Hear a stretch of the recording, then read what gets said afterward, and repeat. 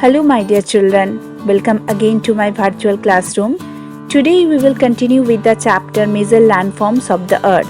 In previous class, we have discussed the definition of landforms, landform formation processes, internal process and external process.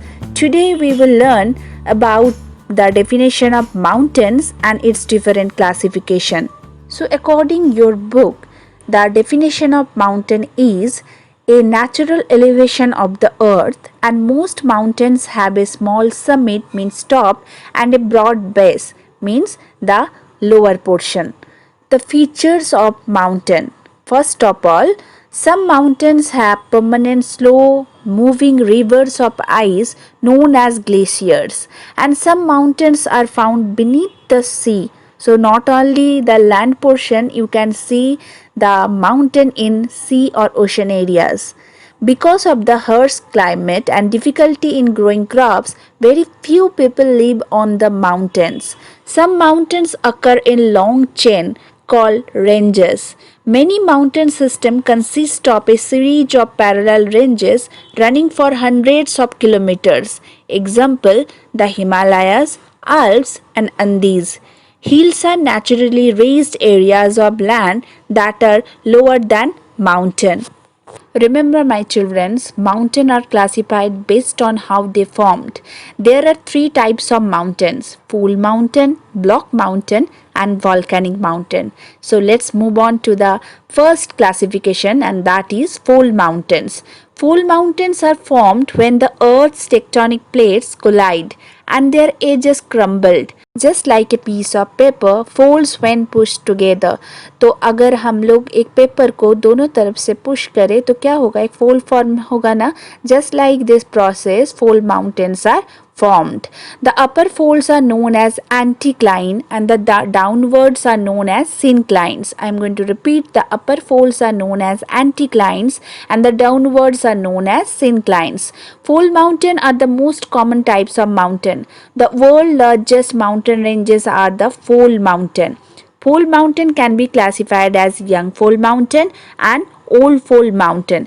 The Himalayas, Alps are young fold mountains with rugged relief and high conical peaks, whereas the Aravalli in India, the Appalachian and Ural mountains of the world are old fold mountains with rounded features and low elevation. Now, my dear children, we are going to discuss block mountains.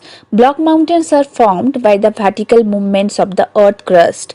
When a block of land is uplifted between two parallel faults, the uplifted blocks forms a host or a block mountain, and the low-lying area between two blocks form rift valley or graben. But it is not mandatory that every time the graben area are formed. Okay, so our earth crust consist of lots of plates. जो हम लोगों के earth crust है ये बहुत सारे plates से बना है.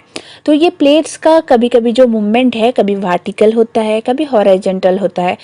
In the vertical movement case earth का फॉल्ट बनता है, अर्थ क्रस्ट के ऊपर फॉल्ट बनता है. Okay, so the uplifted parts of the two parallel faults is called forced or block mountain.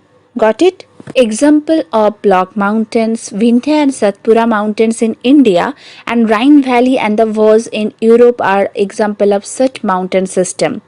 Now the last part of the mountain types, and that is volcanic mountains. Volcanic mountains are formed due to the volcanic activity. When a volcano erupts, hot magma accumulates around the vent of the volcano and generally form a tall cone-shaped mountain, and it is called volcanic mountain. Example of volcanic mountain: Mount Kilimanjaro in Africa and Mount Fujiyama in Japan are examples of such mountain.